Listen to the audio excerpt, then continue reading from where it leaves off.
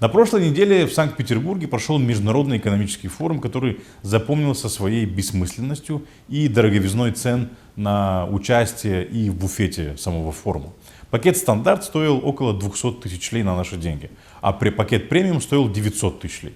Меню в буфете форума тоже поразило воображение. Например, сырники за 300 лей на наши деньги или бараний бок за 4000 лей, извините. Из-за высоких цен многие российские бизнесмены отказались от участия в этом форуме. Зато в форуме приняла участие делегация из Гагаузии. Делегация оказалась в неожиданном составе. Башкан Гагаузии Ирина Влах, ее сопровождали двое кандидатов на выборах в парламент. Это кандидат от блока коммунистов и социалистов Григорий Узун, и кандидат от партии Иона Кику Анатол Усатый. Оба этих персонажа не занимают никакой должности в Гагаузии, но участвовали во встречах Башкана с российскими чиновниками. Редакция сайта Нокта направила запрос в адрес пресс-службы Башкана, чтобы узнать, сколько стоила поездка гагаузской делегации в Санкт-Петербург и в каком качестве кандидаты на выборах в парламент сопровождали Башкана Гагаузии. В своем ответе пресс-служба заявила, что гагаузская делегация потратила только 20 тысяч лей на билеты, а состояла она из двух человек: Ирины Влах и начальника управления внешних связей Виталия Влах. На вопрос, почему двое людей, официально не имеющих никакого отношения к органам власти Гагаузии, участвовали во встречах Башкана, исполком не ответил. Более того, в ответе на запрос портала Нокта сотрудник исполкома Георгий Ланжи упрекнул наше издание в игнорировании позиции исполкома. Вы, господа, вместо упреков отвечали бы на вопросы как следует. Самый главный вопрос с нашей стороны был следующий: кто оплатил участие гагаузской делегации на этом форуме? Окей, исполком заплатил за билеты, а кто оплатил взнос за участие? А он, на минуточку, не менее 200 тысяч лей. Если не исполком, то кто? Кураторы? Ну и другой вопрос: если кандидаты в депутаты от партии Кику и социалистов не часть делегации, что они ищут на протокольных съемках рядом с Башканом? Так что же делала Башкан Ирина Влах и ее спутники на этом дорогостоящем форуме? Играли с российскими чиновниками в настольную игру «Куран», ту, где ходят фасолью вместо фишек. Я очень сильно сомневаюсь, что игра с фасолью подходит для презентации на Международном экономическом форуме. Такой жест не изводит нашу автономию на какой-то смешной и несерьезный уровень. Ну правда, какой может быть потенциал у государственного деятеля, который на форум приехал с фасолью? И это после всех роскошных и шикарных форумов, от которых Влах не отказалась даже в разгар пандемии. И после ежемесячных так называемых экономических советов в ресторанах, на которых Влах собирает своих приближенных, чтобы заявить, что ее команда научила гагаузов работать. Помните, как это было? Это, пожалуй, единственное, чем запомнились эти бесконечные экономические советы Башкана. Давайте послушаем. Вспоминая 5-16 год, когда у нас запросили 3000 сотрудников на Фуджикуру, вот нам сказали: дайте нам, пожалуйста, список. 3000 сотрудников. Мы их собрали, вы нам тогда помогли, да? Но наши люди, с учетом того, что Советский Союз лет как 20, да, распался, но они отвыкли приходить на работу в 8. Они не понимали, что значит такое работать до 5 вечера. Либо они не понимали, что есть другая смена с 3 часов и там попозже. Им нужно было спрошивать огород, им нужно было подготовиться к Пасхе и самостоятельно уйти на выходной. Они через 2 дня неприхода на работу не понимали, почему с ними расторгают договор. То есть трудовая дисциплина абсолютно отсутствовала. Абсолютно отсутствовала.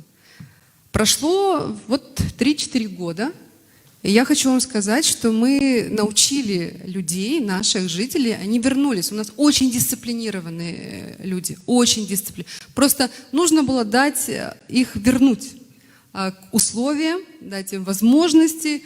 И сегодня, как только начался 2021 год, те, кто работает на крупных предприятиях здесь, они, у кого был страх раньше, они говорят: мы готовы прийти на любое производство, мы готовы прийти в любую компанию, и мы сегодня намного интереснее и конкурентнее, чем те, кто не работали в крупных крупных компаниях. То есть, опять же, это возможности. И я надеюсь, что уже в Гагаузии ни у кого нет страхов, что когда откроется Kaufland, у кого-то будут проблемы. Наоборот, будут просто новые возможности. А если есть к Вячеславу, может быть, мнения какие-то? Да, пожалуйста.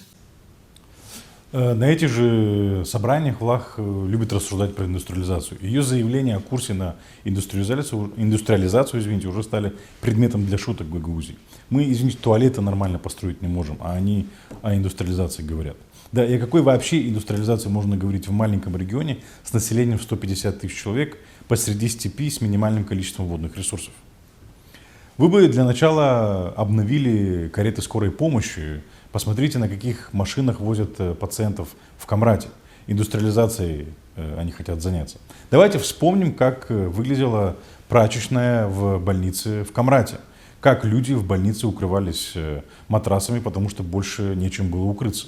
Давайте вспомним, что Гагаузия самый малообеспеченный канализацией регион. Вспомним, какие туалеты в школах и садиках, и как детям негде помыть руки после посещения этих туалетов. Вспомним, как жители Камрата после затопления оставили один на один со своей бедой, а власти Гагаузии не предоставили им даже элементарной помощи. Чистой сухой одежды, еды, воды и в день затопления. В Гагаузии была провалена кампания по вакцинации. Не было организовано ни одного центра вакцинации. Башкану не до решения этих рядовых проблем. Она говорит о высоком, об индустриализации. Пресс-служба Гагаузии сообщила, что на Санкт-Петербургском форуме Башкан подписала соглашение о сотрудничестве с несколькими регионами России. Видимо, для обмена новаторских методов игры в фасоль. Это очередные бессмысленные соглашения, которых с российскими регионами было подписано огромное множество. Результаты этих соглашений ничтожен. Отправка каких-то книжек, музыкальных инструментов и бэушной техники, которую некоторые примары не хотели принимать на свой баланс. Обмена опытом, идеями, помощи в развитии и инвестиций из России нет и не может быть, потому что подавляющее большинство российских регионов сами нуждаются в помощи. Россия сейчас практически изгой на мировой арене. Ее модель внешних отношений сводится к незаконному финансированию продажных политиков в разных странах, а модель внутренней политики к уничтожению оппозиции запрещенным боевым химическим оружием. Государственный деятель, желающий блага своему народу, не стал бы подписывать бесполезные соглашения о сотрудничестве с таким государством, как Россия, развернувшим военную агрессию против соседнего государства, с огромными проблемами с демократией, соблюдением прав человека, высоким уровнем коррупции и правовым беспределом. А может, именно этот опыт Ирина Влах поехала перенимать в Санкт-Петербург? Вы только оцените уровень дискуссий на Санкт-Петербургском международном экономическом форуме. Давайте посмотрим Ксению Собчак, бежавшую с камерой наперевес за гостями форума.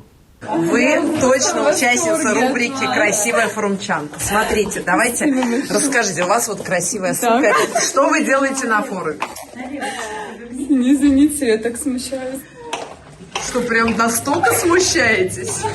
Скажите, на какую панель вы пришли обсуждать, что, или вы журналист? Пришли сразу на оскорбление, я это ожидала. Я вам Почему скажу честно. оскорбление? Потому что есть стереотипное мышление в Российской Федерации о том, что если женщина красивая, то она не может быть Подождите, а я умной. тоже считаю, что я красивая Я тоже женщина. считаю вас красивой. Но почему вы ко мне с таким вопросом подошли? С каким? На какой панели? Так не, а я сейчас тоже иду на панели. Это же здесь все ходят по панелям. Ну или тиктокер Даня Милохин, ставший лицом российского Сбербанка на этом форуме. У всех есть шанс оставить этот след. Дань, можно у всех есть шанс оставить этот след.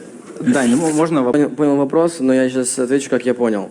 Я думаю, что люди, которые как-то оставили какой-то творческий след в истории, они не целились именно в то, чтобы оставить след какой-то.